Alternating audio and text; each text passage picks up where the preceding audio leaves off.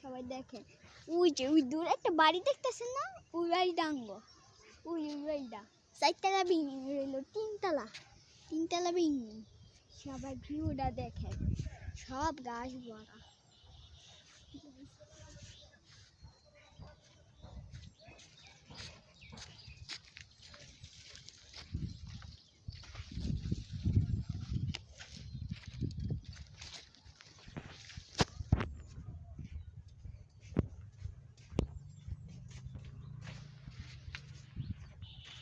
ওই যে দেখেন গাইস, তো গাইস এটা হলো ক্ষেত। ক্ষেতে পানি আছে না, বিল আছে না, বিলের হ্যাঁ বৃষ্টি নিজে টয়লেট হইছে তো এই পানি দিয়া বইরা গেছে। ওই যে মাছ।